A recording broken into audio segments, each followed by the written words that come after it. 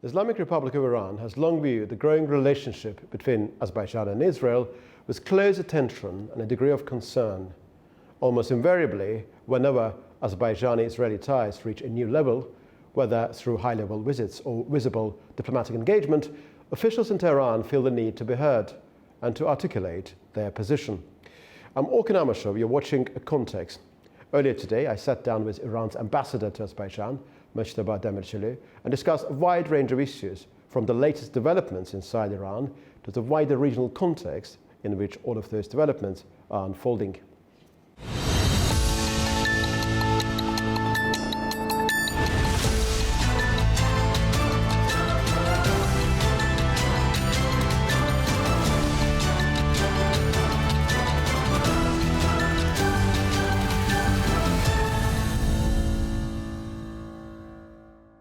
Ambassador Demirchilou, thank you very much indeed for allocating time to speak to us. I'm very, very grateful to you indeed. My first question to you will be about the latest developments taking place in Iran since 28th of December. There's a limited information about what's happening. It would be very interesting to hear your evaluation of the current situation there. I was in Iran at that time. I was in Iran from December 25th and returned to Baku in mid-January. I can say that I personally witnessed all these events.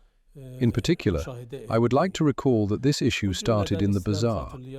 In Iran, the bazaar is considered a very ancient institution, which has played a major role not only in the economic sphere, but also in social, political, and even religious life.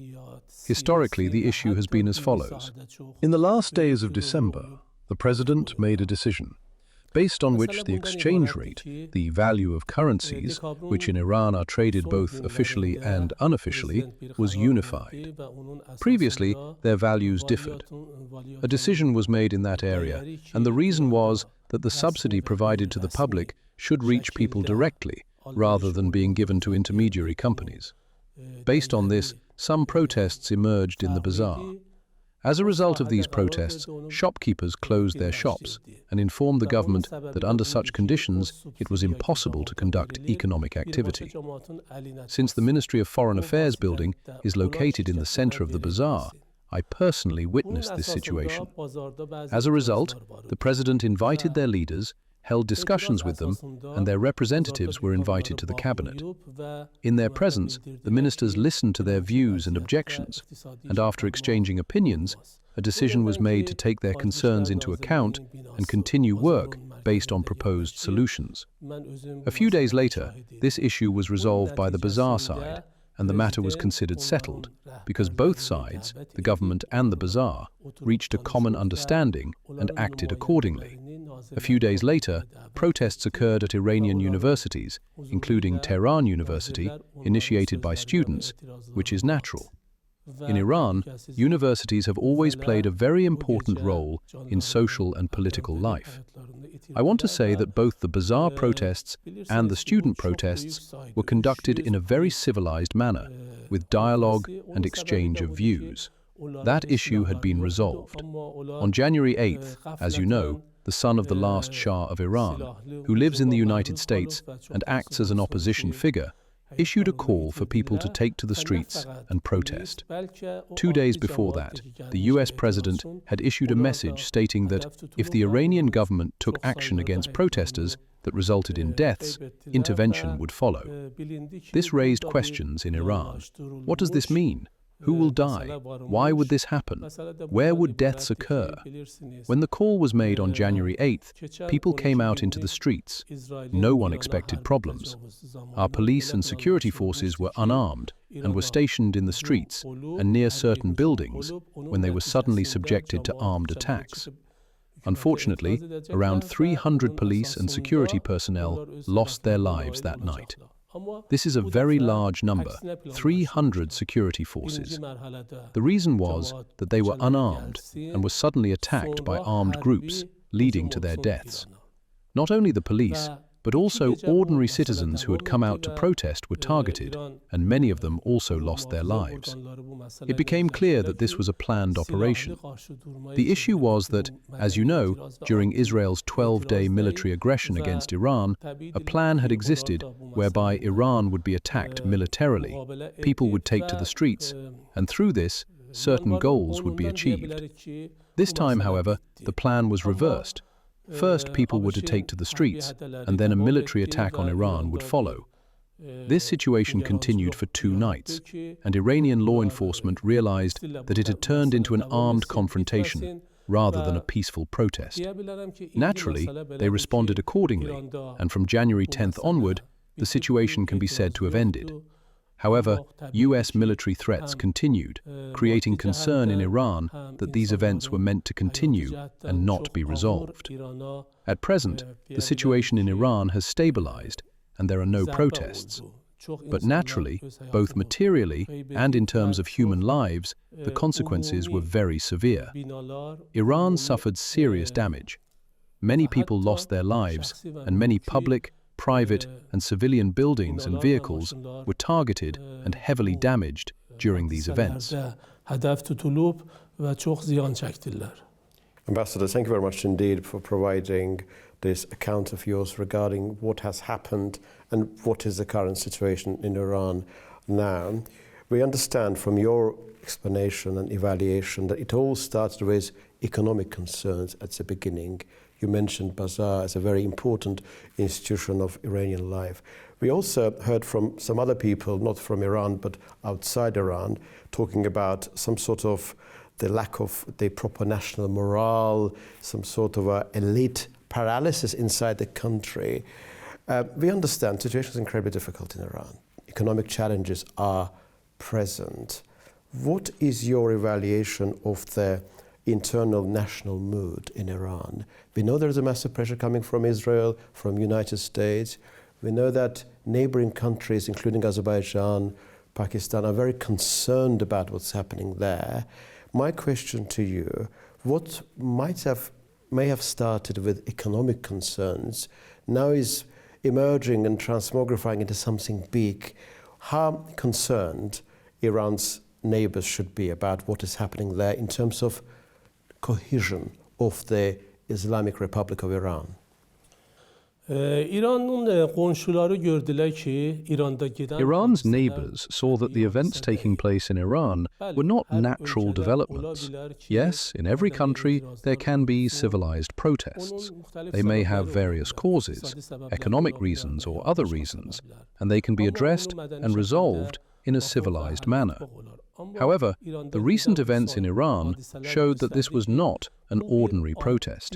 There was a specific plan behind it.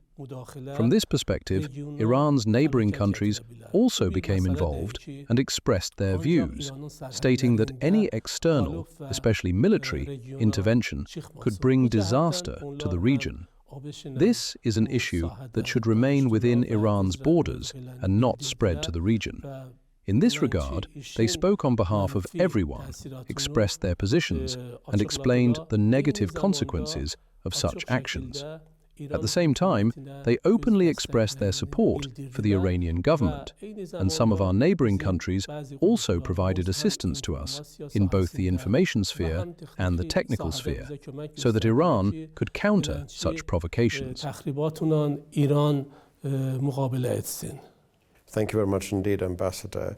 I would like you to specifically reflect upon bilateral ties between Azerbaijan and Iran. You have been Iran's ambassador here since last year, since June 2025. As I understand, it has been one of the key cornerstones of Azerbaijan's foreign policy to ensure that its territory is never used against any of the neighboring countries.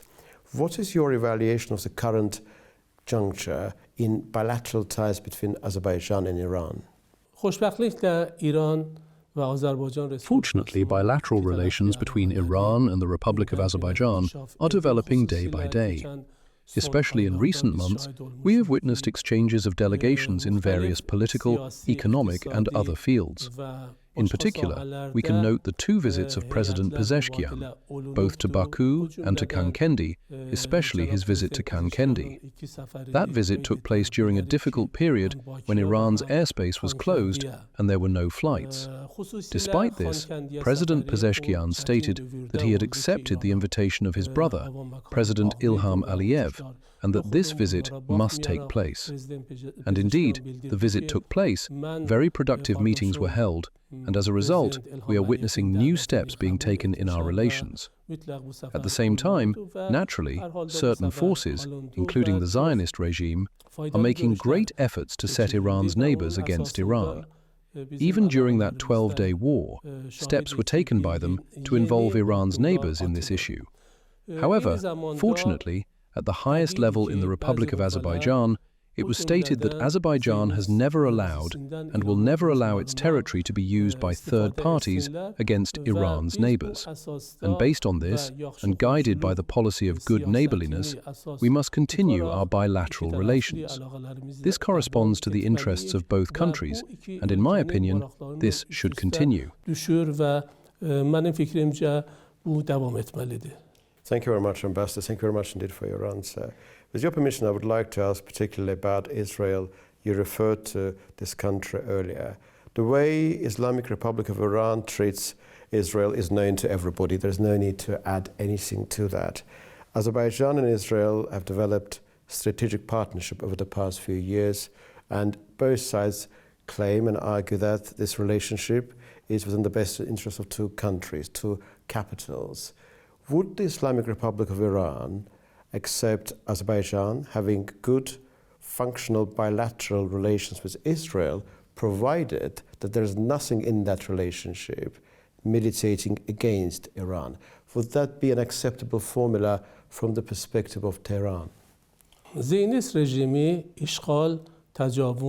The Zionist regime was founded on occupation, aggression, and genocide, and unfortunately this policy continues to this day. In recent months, we have witnessed what has been happening in Palestine, and their policies continue. Based on this, I want to say that we are not dealing with an ordinary state or government in this matter. In my opinion, Israel is an exception in the international arena. It is different from all other countries and political entities. But regarding the relations between the Islamic Republic of Iran and the Republic of Azerbaijan, and the relations involving third parties, I want to say that naturally the sovereignty of the Republic of Azerbaijan allows it to establish relations with any side it chooses, and this is its legitimate right. At the same time, we must pay attention to the fact that, as the highest officials of the Republic of Azerbaijan have stated, they will not allow their territory to be used against Iran. Naturally, we expect this to be the case, and that no permission will be given for the territory of the Republic of Azerbaijan to be used for actions against Iran. However, unfortunately, just the other day we witnessed that when the foreign minister of the Zionist regime was in Baku, he used the Republic of Azerbaijan as a platform to make statements against Iran. This shows that they try to use every opportunity, wherever possible, to act against Iran, including from the territory of the Republic of Azerbaijan. And naturally, our expectation is that such a ground will not be provided for them.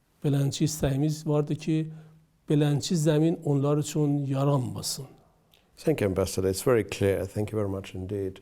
And my last question to you, if I may, will be about the wider regional dynamics and wider context in which everything else is happening. We know that Azerbaijan and Iran relations have always had immense potential, quite often not properly used, but the potentiality has always been there. We know that Azerbaijan and Armenia already agreed on the joint declaration. They initialed the agreement on peace and establishment of interstate relations. And wider developments taking place, including Trump route for international peace and prosperity, which is an infrastructure connecting Azerbaijan's mainland with Nakhchivan exclave. There will also be probably alternative route connecting Azerbaijan with Nakhchivan via Iranian territory, known as the Aras Corridor. What is the extent of opportunity that Iran sees in all of this development, and how likely is it that wider regional model benefiting both countries will properly will be properly entrenched? Bilirsiniz, mən 30 ildən artıqdır You know, I have been in the region for more than 30 years, and in the past I worked in the Republic of Azerbaijan for more than 4 years, so I am familiar with it. I also served as ambassador in Georgia. What I want to say is that I know the Caucasus to some extent, and by saying this, my point is that, in my opinion, it is impossible to find two countries in the world that are as close to each other as Iran and the Republic of Azerbaijan. There are so many things we share, from every perspective, historically, culturally, economically, and we even see that many people have relatives living across the border. In every sense, we are interconnected. This means that our interests are also closely linked in many areas, and we can benefit from shared interests. Based on this, the more our relations develop, the more both states, both peoples, and both countries will benefit. At the same time, we must pay attention to the fact that creating peace and stability in the region means supporting the development of the region and creating conditions for economic growth. In this regard, we have always stated that our principled position has been that conflicts must be removed from the region, and that peace, stability and security must be established in the region. Thank God, we are now living in a period in which the conditions have emerged for peace and stability to be restored in the region. Naturally, any factor that seeks to disrupt stability in the region can be a threat not only to the countries of the region, but also to other neighboring states. From this perspective, we believe that any plan whose goal is driven by specific geopolitical interests and does not take into account the interests of the region itself is against the region. At the same time, we believe that the more joint economic projects there are in the region, the more beneficial this will be for the region, including in the field of transportation. In this regard, I should note that for the past 35 years, the connection between Azerbaijan and Nakhchivan has been through Iran, and this continues today. This route is used both for cargo transport and for passengers. As you mentioned, the Aras corridor has been planned in such a way that the existing route through Iran, which connects Nakhchivan with the rest of the Republic of Azerbaijan, is expanded. We are currently restoring this road and carrying out construction work. I myself have visited the region twice in recent months and have seen these construction works. They are progressing at a very good pace. To make use of this opportunity, we are creating a new crossing point. A new bridge has been built over the Aras River, and we are preparing for its opening ceremony so that it can be put into operation. What I want to say is that Iran's policy has been to assist in the development of transportation in the region so that countries can be better connected with each other. And as a result, the entire region, especially economically, can benefit. Ambassador, am I right to infer from what you have said that Islamic Republic of Iran has nothing against the idea of Azerbaijan connecting with Nakhchivan via Armenia by means of unimpeded passage alongside the Aras corridor? So Iran has got nothing against Zangezur corridor or Trump route for international peace and prosperity as part of their bigger, wider connectivity picture agenda. Was that the right inference of mine, do you think? Iran's position is that any plan which can help in the field of transportation, connect the countries of the region to one another, and create conditions for economic development is naturally supported. At the same time, we must pay attention to the fact that we should not allow any party that has its own specific geopolitical objectives to pursue those aims in a way that causes harm to the region. Ambassador, I perfectly understand that you're providing a very careful, very refined and nuanced answer. Does it mean Iran has nothing against Zangezur corridor, Trump route for international peace and prosperity? Or do you see it from the lens of geopolitical tension? Necə ki qeyd etdim, hər hansı As I mentioned, regardless of the name, if any plan in the field of transportation aims to preserve peace and stability in the region and contribute to economic development, we naturally support it. However, if there is a plan that contains specific geopolitical objectives and is directed against Iran, then naturally, Iran cannot tolerate such a matter. I see. I think my question was very clear, and I think that those people who are privy to the diplomatic jargon and the details entailed therein will understand what you meant. Thank you very much, Ambassador, and thank you very much for your time, for your answers. Thank you very much. I thank you too.